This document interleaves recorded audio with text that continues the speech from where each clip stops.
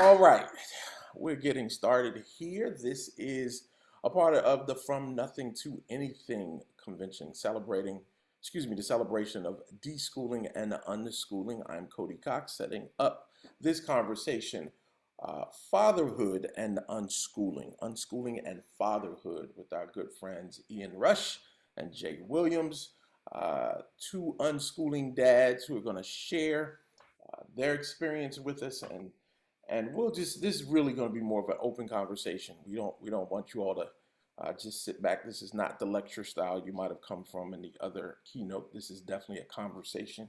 And the cool thing is we're all learning. There is no right or wrong. It's conversation.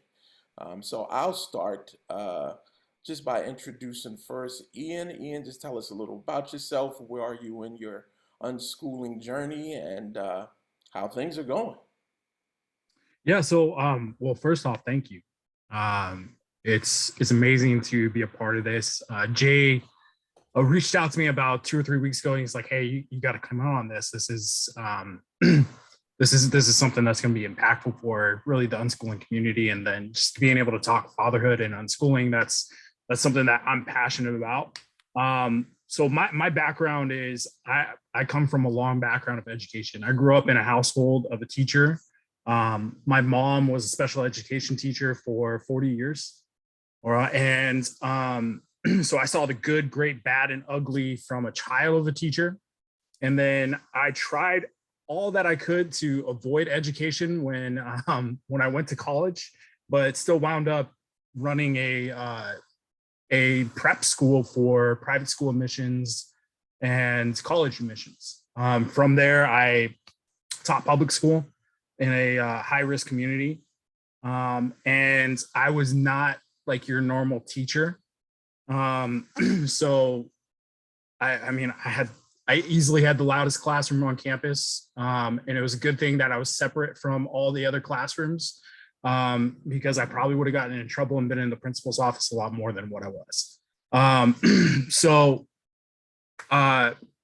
when I think about my teaching process and how that kind of transitioned into unschooling, about halfway through my last year of teaching, that's kind of when that whole process started for us as a family. We had some unfortunate events that happened with us that year. The summer before that last year teaching, we had a miscarriage. And that's, for me, I grew up in a background where you kind of just bury it and you throw yourself into work and you put that all behind you. And so that's exactly what I did. I started my master's program at that time, about like 2 weeks after the fact. And the second day back to school and orientation, I actually ended up in the hospital for anxiety. I thought I was having a heart attack, and because I hadn't processed those emotions. And I, instead of listening to the doctors at that time, I continued to bury it. And my wife was going through her own pain at the time, and she came from a similar background. You bury it, you work through it. And she was teaching at the time as well, and she ended up having a administrator verbally come after her in her classroom, and it triggered her CPTSD. So we had to pull her out of the classroom indefinitely at that time. And we're kind of at this haywire of like, okay, what are we going to do as a family? Like, how's this going to work? And we had always looked at the possibility of homeschooling. And our daughter at the time, she was really unhappy in the preschool she was in. She fought us in going there. And I think there was a moment where I was just like, you know what, let's pull her out. And I continued to bury myself in work. And my wife actually started in that process before I even got it started. So she started homeschooling, and then transitioned into unschooling after figuring out, hey, structure doesn't work for her. She's not a structured kid. She's highly creative. And she needs to really be able to have those wings to grow on her own. And so I worked through the rest of that year working through my master's and teaching while she started unschooling her daughter. And after that school year, we essentially we ripped off the Band-Aid and said, you know what, we're done with this. We're done with that. We're done with the education system. We're going to walk away. And there was a really like big defining moment in my career that kind of spurred that decision. And I had a student come up to me and was like, hey, you know what, mister, you're encouraging us to follow follow your follow our dreams and continue to go after what we want, but why aren't you doing that? And so that really kind of tied off that whole like, oh, okay, yeah, let's get out of here, you know. And so we sold our house, we moved 2,500 miles away, and we basically disappeared for 18 months and restructured the way we worked as a family. So, and I think what's really resonated throughout this conference is that everybody starts with this whole it starts with you, and the process starts with you as a parent and the work that you do for yourself as a parent before you actually dive into the actual unschooling process. And being that my wife and I kind of started at different times, I had to take that time during that 18 months to really work on myself and rediscover myself and what my role was as a father in this process and what my role was going to be in the unschooling process in general. So we've been doing unschooling for about 3 years altogether. We've seen a significant change in how our daughter reacts. She went from this girl that was shy and unconfident and really timid to being someone that is the complete 180 from that. She's confident. She speaks up for herself. She's bold. She has no problem asking questions or really challenging us in what we're saying as well. And that's something that we wanted when we started going into the unschooling process. So I know that's kind of a long story there. I'm going to wrap it up kind of right there and No, let Jay no, share his.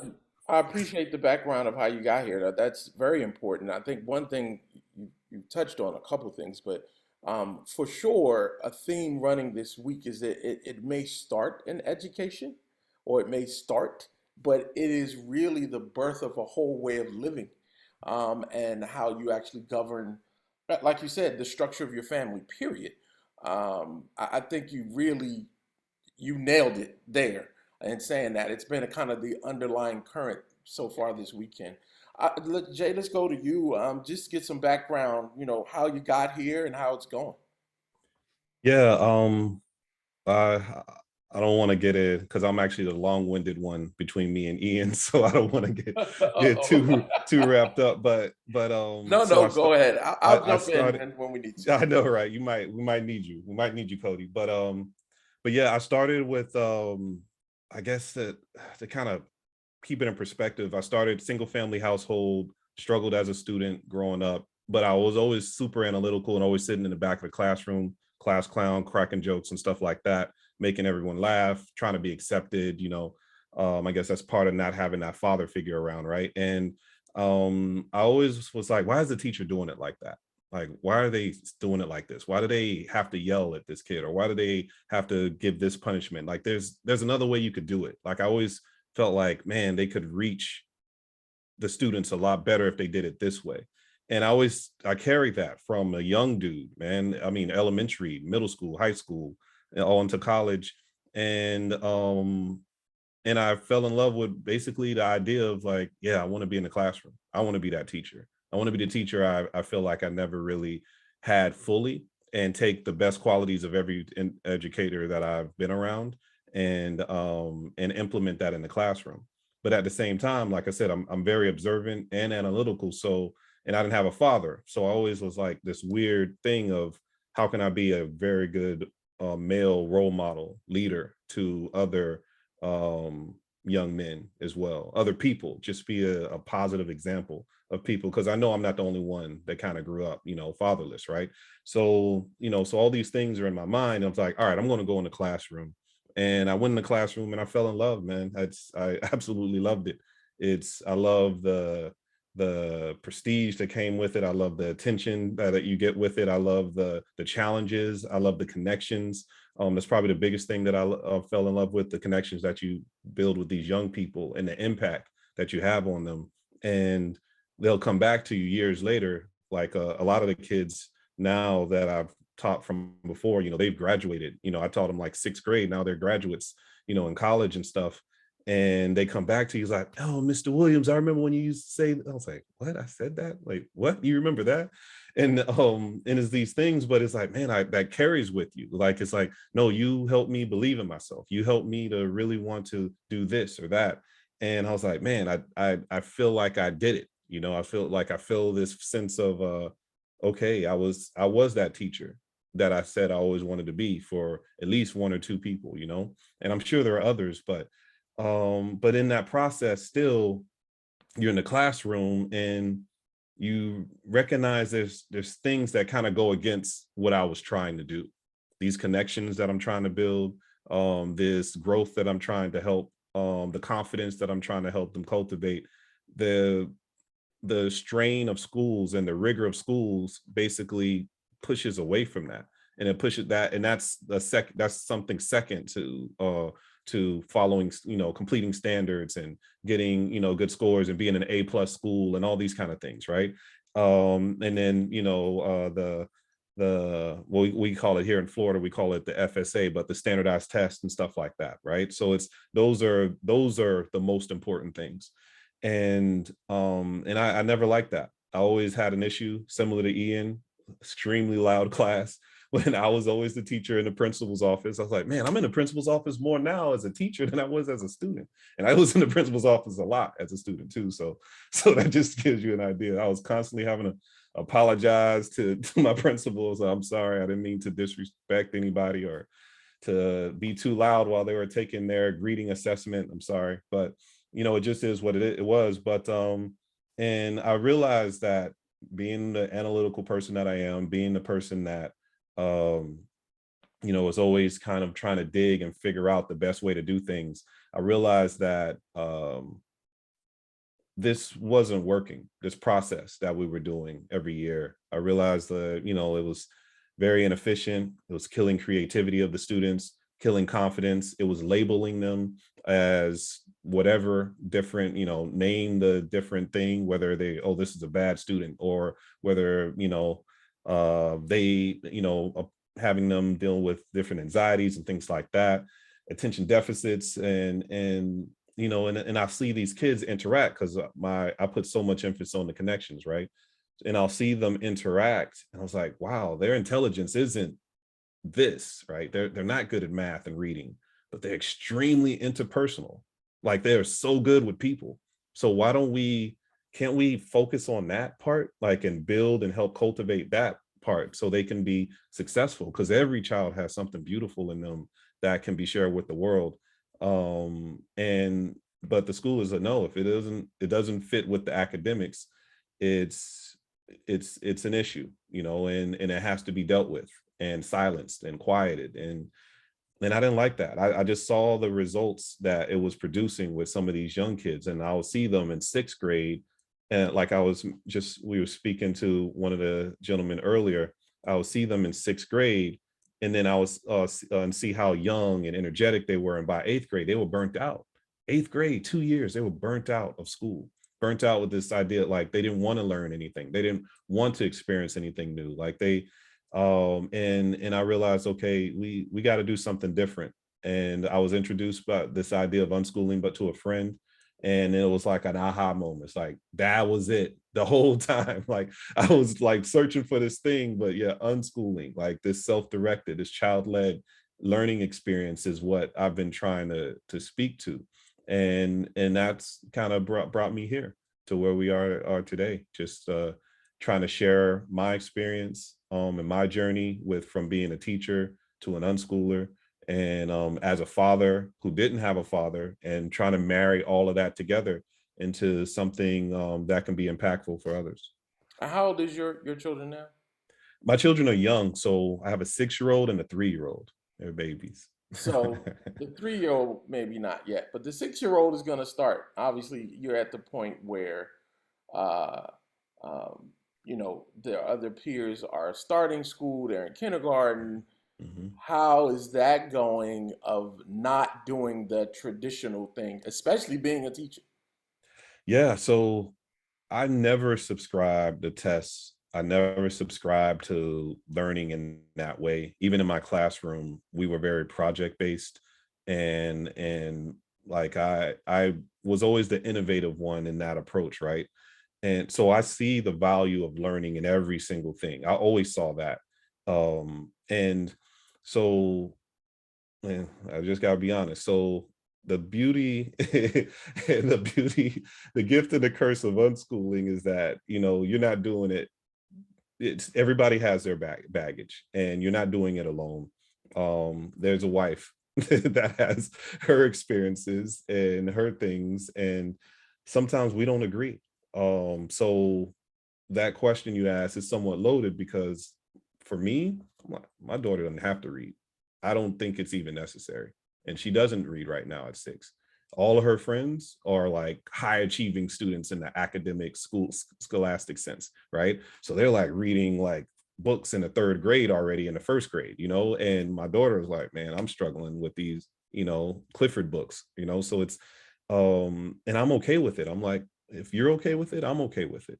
And my wife gets a little antsy and she's like, oh, I want my daughter to read and blah blah blah. Like, I don't want her being 12 and she can't read, because we know there's unschoolers that are like that. So it's so for my daughter, it's sometimes I and this is what a dial this is the best part about the unschooling process for me is the conversations and the dialogue. And like I said, as a teacher, building those connections. So now I get to really build those connections with my daughter, which is, probably the most important connection she can have, right? At least at this point in her life.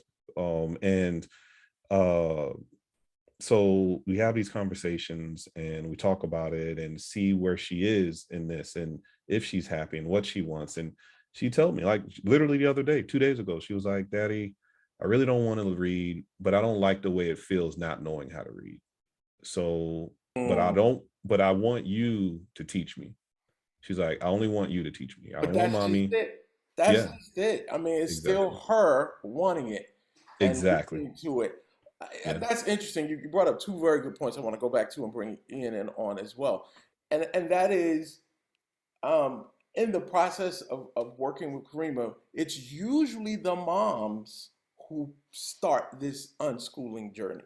We Mhm. usually meet with moms, have the conversations, and then have to get dad's approval. Exactly. So, Exactly. and that's why we found it very important to have a discussion like this, because there are, I think, certain things that men, specifically dads, view differently than moms do. One of the other breakout rooms, as mentioned earlier, is a panel of adult unschoolers, and I know for dads, even in part of the previous session, we talked about what is success. We want our children to be successful, and for dads, it's can they take care of themselves? It's about the security of it all. It's about laying a foundation to be that adult. And I think dads look at that far more than moms do. Not to say that they don't, but I think dads just look at the logical build to get there. Ian, in your process, do you find you and your wife having that tug of war sometimes? One, and then two, about that building security issue or looking through the eyes of a man or dad that's a little different than mom's. Well, she's on here, so I Right. gotta watch what I say now.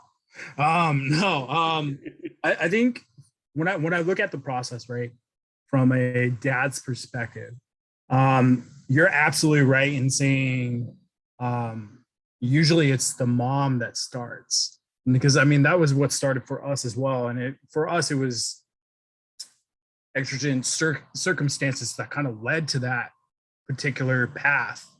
But what I found, especially recently, is that there's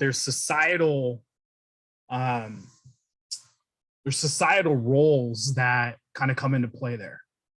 and what is expected of the husband in the household and what is expected of the wife in the household. And so for me, in that whole process, especially in rediscovering myself and what my role was as a father in this process, was to learn to let go of all that. And because Here we go with the restructuring family again. right. And so and I'm gonna hope I answer this question clearly with this, but I think with that whole process, like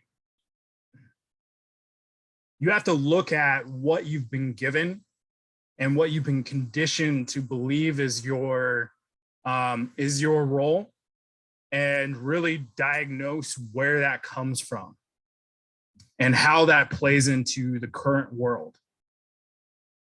Because as a father, there's the ability to be more flexible in what your role is now. And not to say that it wasn't before, but that was just the way that society was set up. The man was expected to provide, the man was expected to do certain things. The woman was expected to do these certain things. And so for us in kind of deschooling, and I think that was a real validating part of this weekend in general, was really deschooling those different processes and what those roles were for us.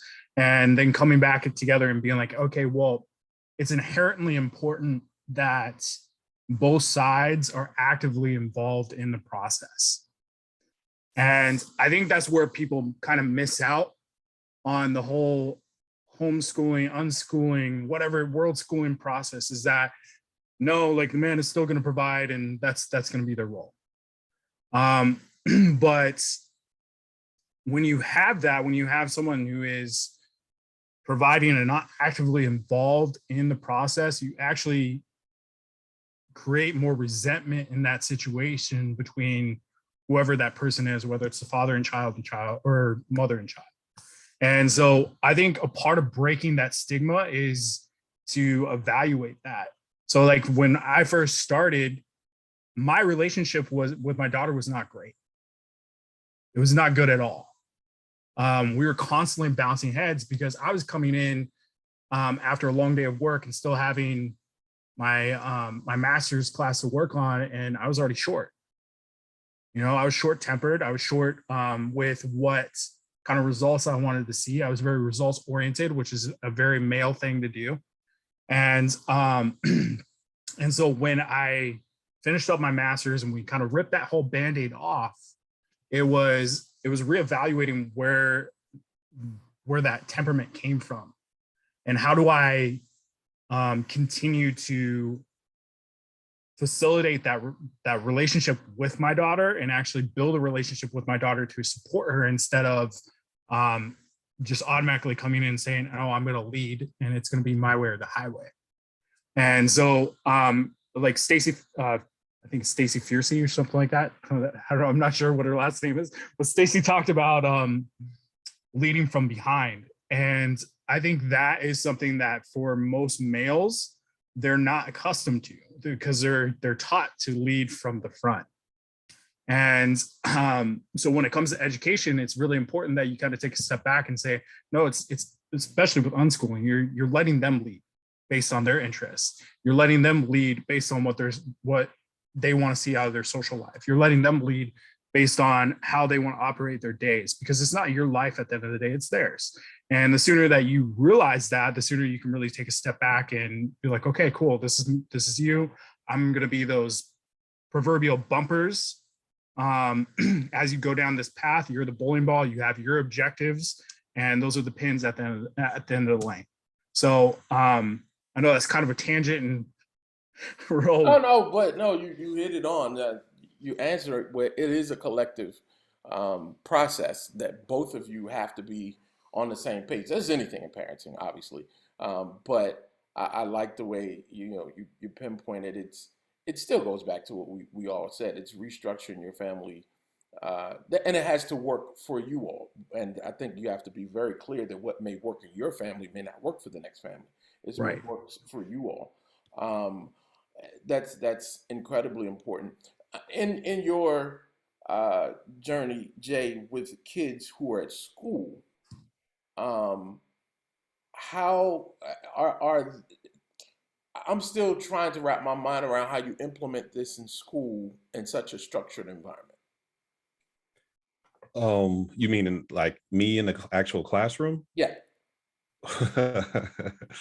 uh and why you're at the principal's office more often as a teacher. so man, it was everything. So like I was a history teacher. I'll start with that. And to me, I've given this example before. History is loud, like and I taught this, for example. I would teach ancient history. So I don't know how you discuss the Battle of the 300, between the 300 Spartans and the hundreds of thousands of Persians without stomping on the ground, having the water glasses shaking and things like that. And like how do you do that? Because that's part of it.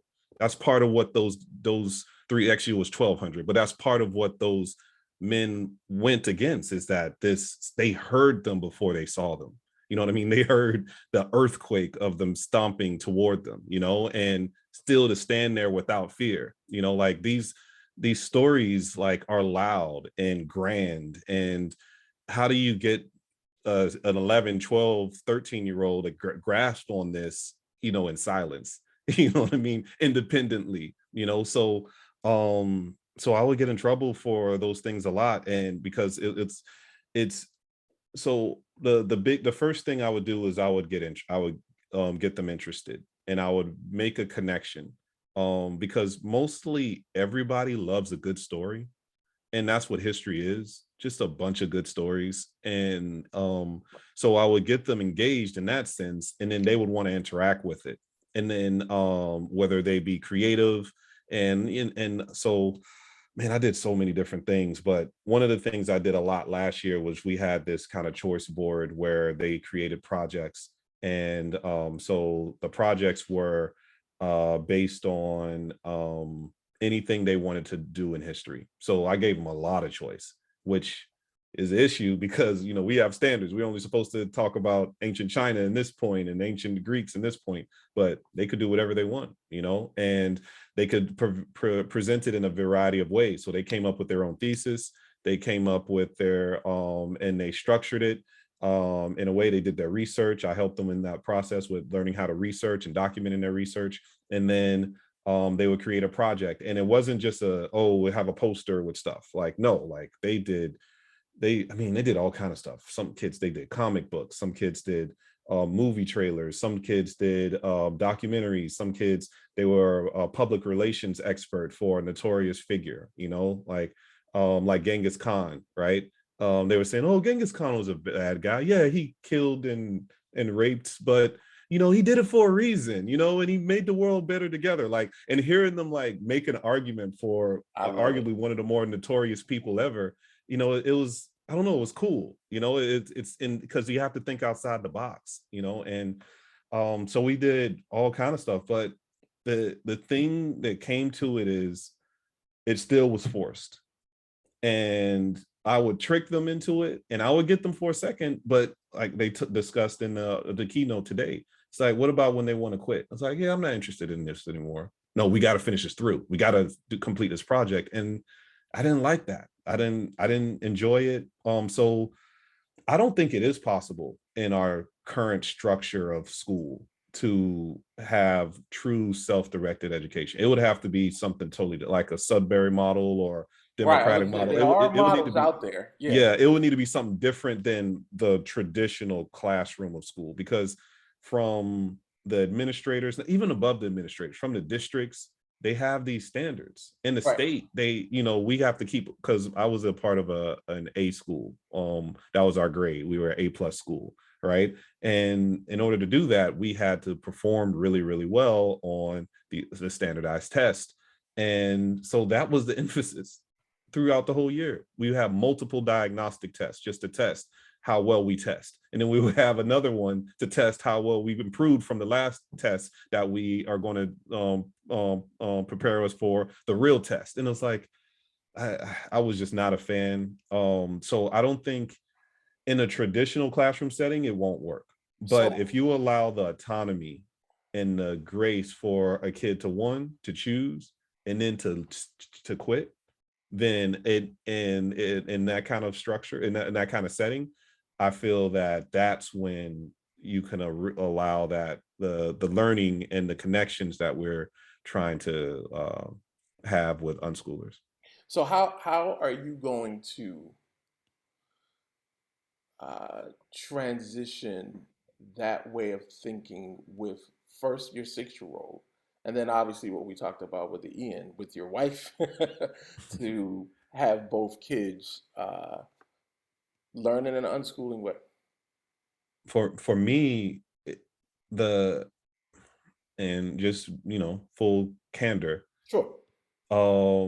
we talked about, okay, how are it's funny because the keynote speaker, she talked about, how do we feel today, like the happiness check or whatever.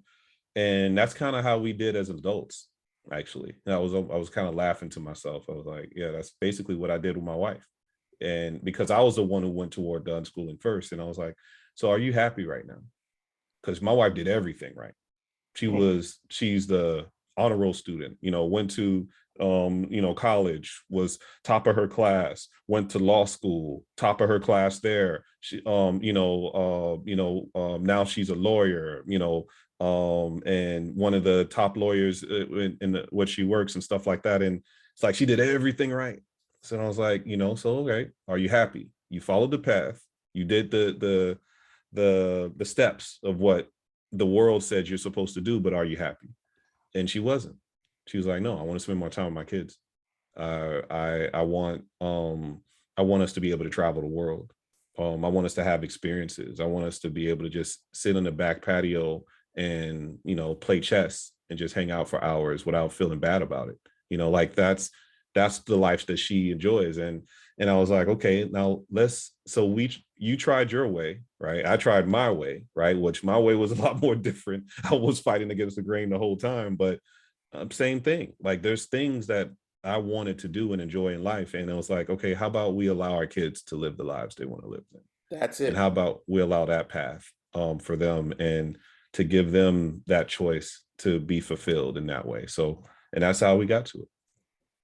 Beautiful, beautiful. We're coming around the bend here, but I want to now open up the opportunity for Khalil and Ali, if you are, and Whitney, of course. I may pick on you a second, Whitney, just to push back on Ian. So, but the floor is open if you all have any questions. If you're comfortable talking, just unmute yourself or open your camera.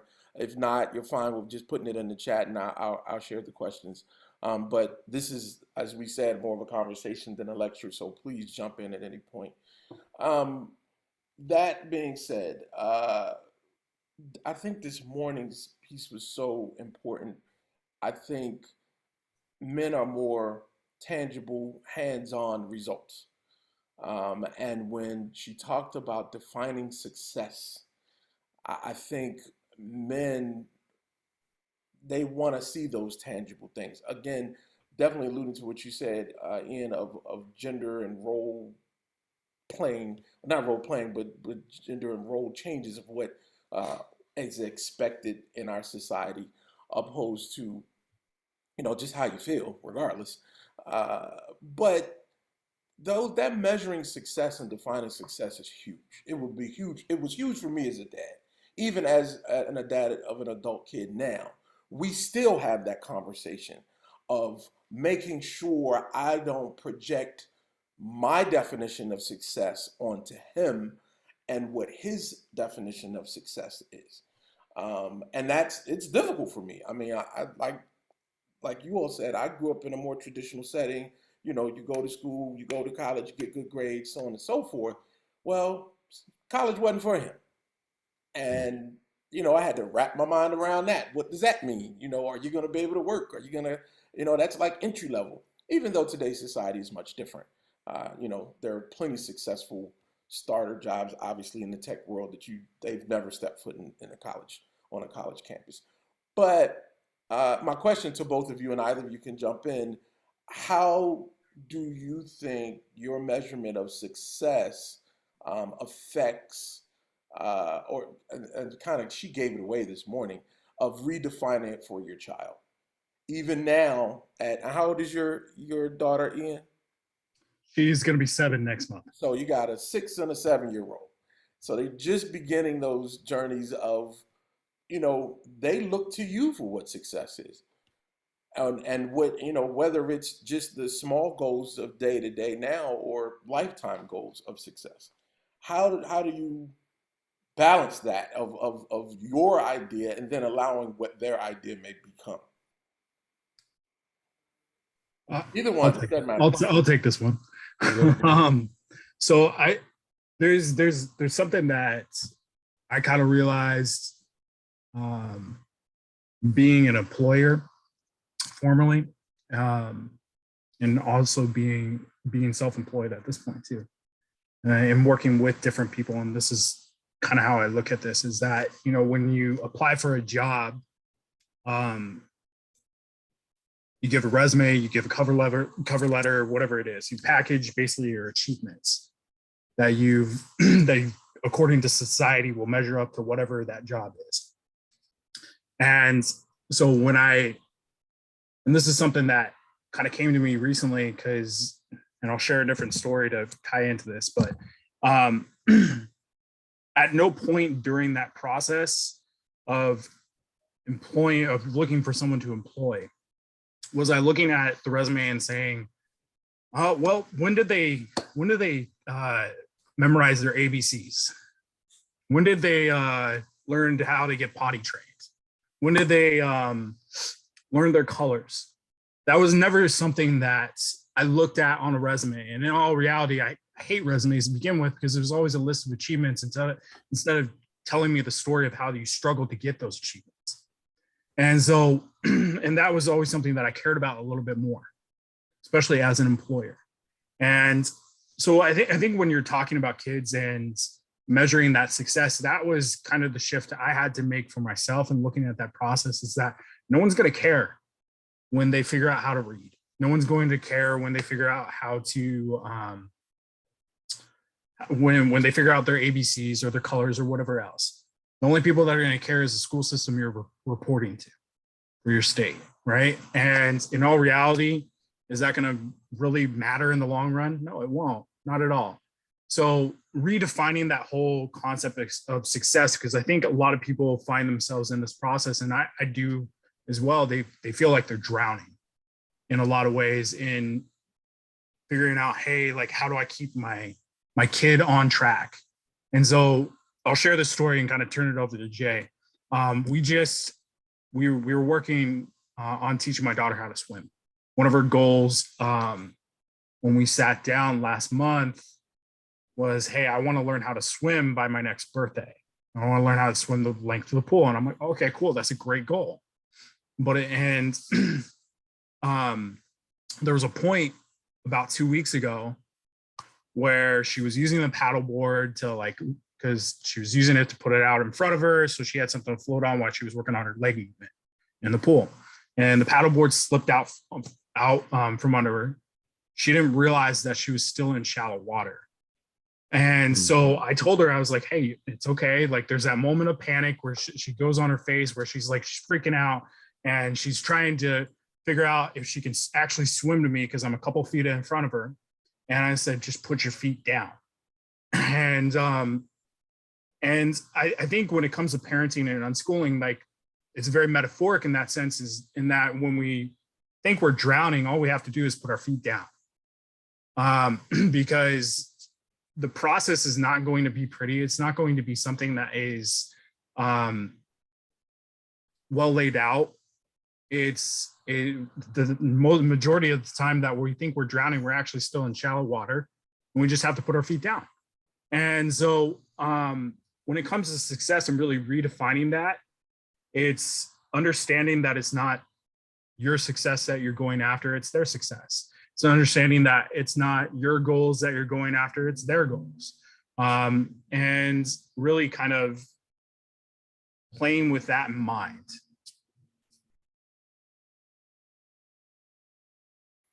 Go ahead, Jay, if Yeah. you have any commentary. Yeah. I I agree with him completely. There's this video I made on YouTube. It's I don't remember the title, but I call it "They Lied to Us." And the lie is basically that, you follow this path and you do these steps, and you go to school, you get good grades, get a good job, and then you'll be successful and happy. And the lie is that you're not really successful until you really understand your why. And once you figure out that why, that will allow you to take this proper steps to become successful and happy. And so for me, I was always attached to the idea of connecting to the individual and wanting them to connect to their why and their happiness and success, because that's kind of what I was always seeking for my entire life. Someone to be able to support me and help me figure out my why.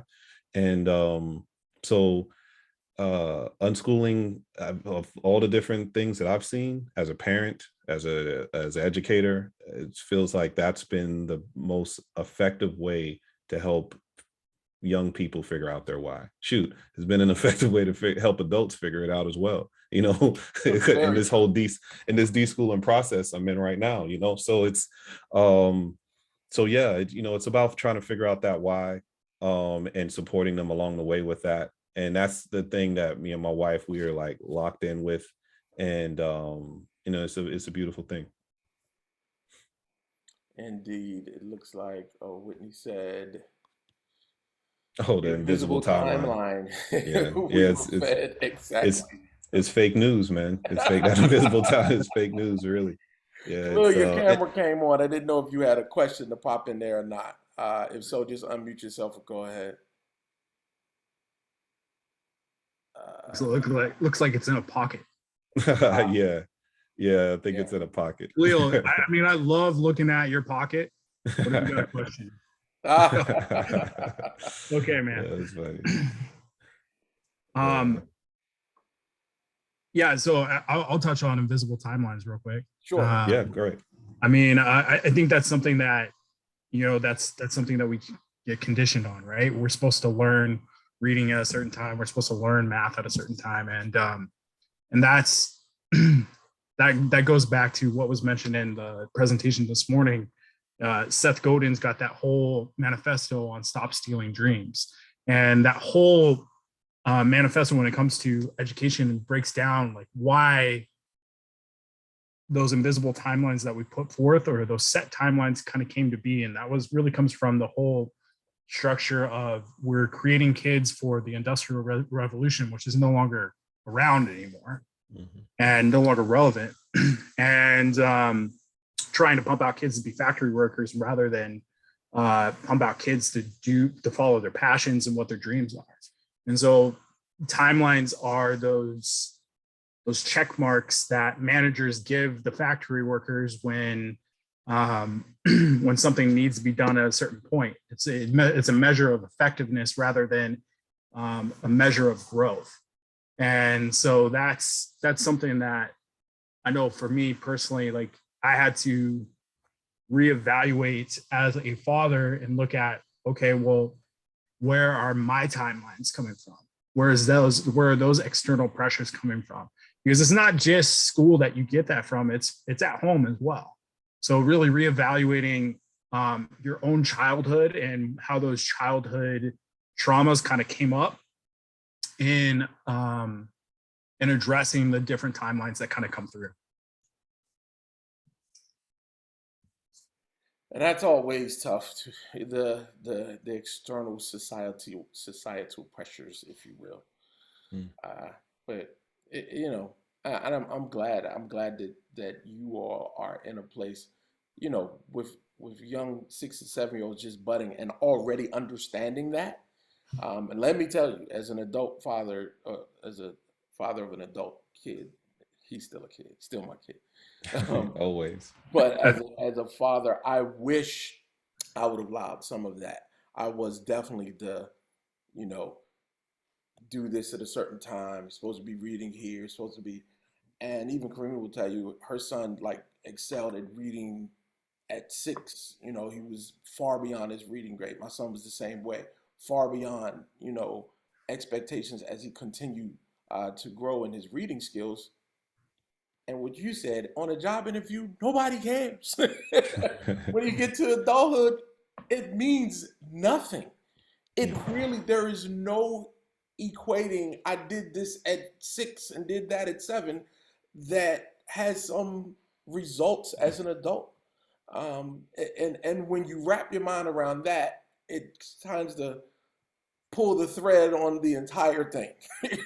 It brings it into perspective, like, what are we doing? And Mm. I'm so happy that the both of you are at that point, and your children will have that beautiful opportunity to grow at their own pace. Khalil, I don't know if you can't unmute it. Feel free if you got a question to jump in there.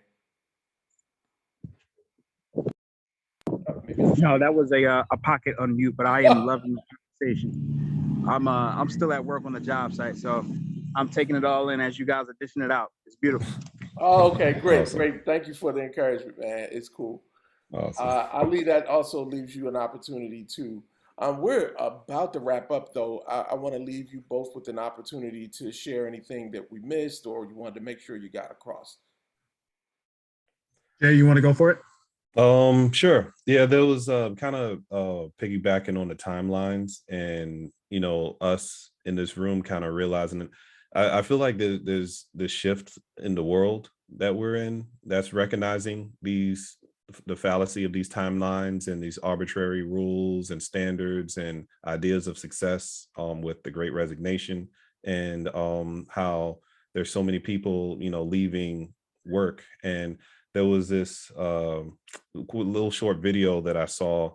It was man, I can't think of the gentleman's name, but he was doing a seminar talking to someone about talking to business owners and entrepreneurs, and Gary V, that's his name, who was doing the talk. So Gary V is doing the talk, and this guy, he's an entrepreneur in the crowd. He asked, he says, "Hey, I see I'm having this problem and nobody wants to work anymore. I have this business and nobody wants to work. And everybody's just so lazy." And Gary Vee was like, that's your problem, is that you're trying to make people work instead of, and you're upset with them because they're not working instead of you figuring out why, right? And you instead of figuring out what they want to do or what are they trying to do, and try to marry how that can connect with your business. Because as a businessman, as an entrepreneur, you're a servant. And it's something that Ian said earlier, or something that was said in the keynote before, is that leaders lead from behind. Real leaders lead from behind. And so it's like leadership is a subservient position. And as fathers, we're in a position of leadership of our families, of our children, and we should be those that are subservient to them and their needs and their wants and their desires, and not putting on our goals or putting on our level standards of success on them. We should allow them to grow into the individuals that they're destined to be, fulfilling the purposes that they're placed here on this earth, and that passion that burns inside of them.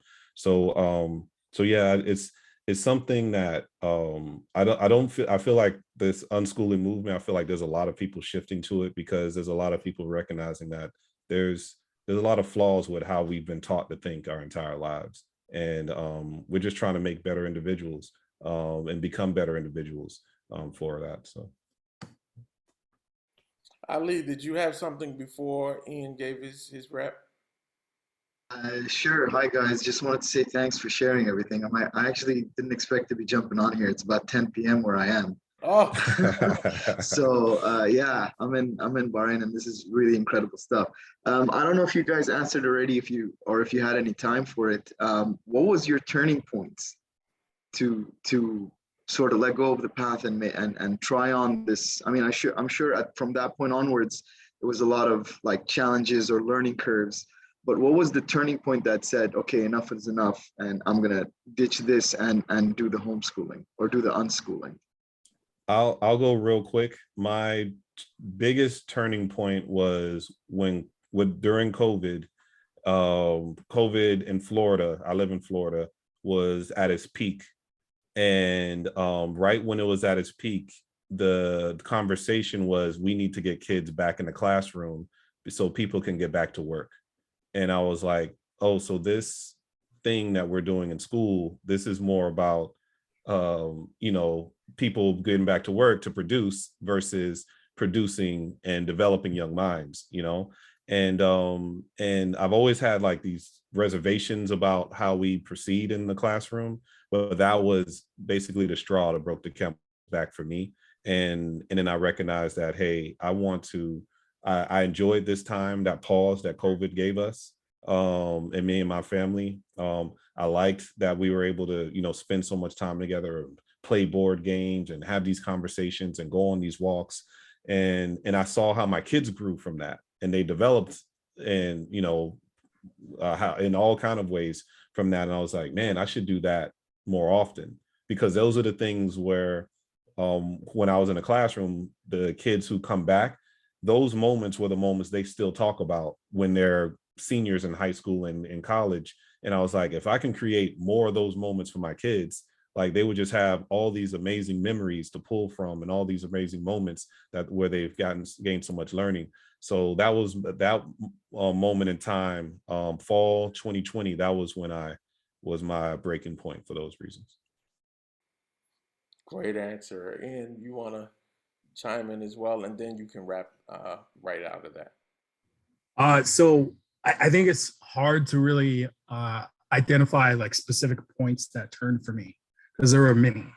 But I think one of the main ones was after we were living in Hawaii, and we left Hawaii and moved to Oregon, where I'm from, and we actually moved in with my parents briefly. And seeing how my dad, one, raised me as a kid, and being a very emotionally detached parent, to having to try to rebuild that relationship as an adult, which fortunately we were able to solve a lot of that. That was not something that I wanted for my daughter. I wanted to be present in her life. I wanted to be a part of her life. I wanted to have a relationship with her. And quite frankly, when we moved, I didn't. I had spent so much time working and burying my own pains that there was that aha moment when we moved in and really kind of settled in and everything. And I was like, man, like, I don't want our relationship to ever turn out like this. I want it to be good and solid from the start. I want it to be something to where she's able to call me up and say, hey, I'm in trouble at any point. Or, hey, I need a bounce board to just bounce some ideas off you at any point. And so I think seeing that reflection in what I was becoming myself was the real turning point for me. Now there was other moments that really kind of highlighted that. But I think what really like solidified my own direction was actually very recently, with the direction we've been going. Because my daughter, so for me, like I'd always wanted to be writing. I'd always wanted to be creating content for myself and that kind of thing. And Jay's a content creator as well. And my daughter sat on my lap one day while I was writing some short and was like, Daddy, I love that you're writing so much. You're so happy. And so that particular moment in modeling what happiness looks like for me was something that highlighted what I wanted for her as well. Because for us as parents, is like it's very hard to encourage them to follow their dreams. It's very hard to encourage them to find happiness or all these things that we want for them if we're not doing it for ourselves. And so that was really kind of like the defining moment and kind of really pushing me in this direction and really being sold on it. And so like for me, it's like, and I'll leave this as my closing comments, is it's become a goal of mine to really get more fathers involved in this process, because it's something that's very heavily weighted on the mother, or it's just not something that is valued as highly within male circles to be involved within that actual education process, not just saying, hey, I'm going to teach them how to swim and all the life skills, but actually being there for the fundamental end as well. Because the fundamental end is where it actually makes an impact and can bring it all together. You can't just expect to have the other side of it without having the base foundation, and that's really what it came down to for me. If I can say it without being, hope this doesn't bother anybody, but amen, brother. Amen. That was all right. That's exactly it. And that's exactly how I feel as well. It is. I was always that dad that was involved in all aspects as I could. So yes, to encourage other men to do that same thing. But it does take us back to the very first point we've made, how this unschooling thing branches off into the entire lifestyle of and structure of your family. It really is a spawning point to just have this life that you want, really. So thank you all. Thank you both for sharing. I think this was incredible. And we will share this recording on our other platforms as well.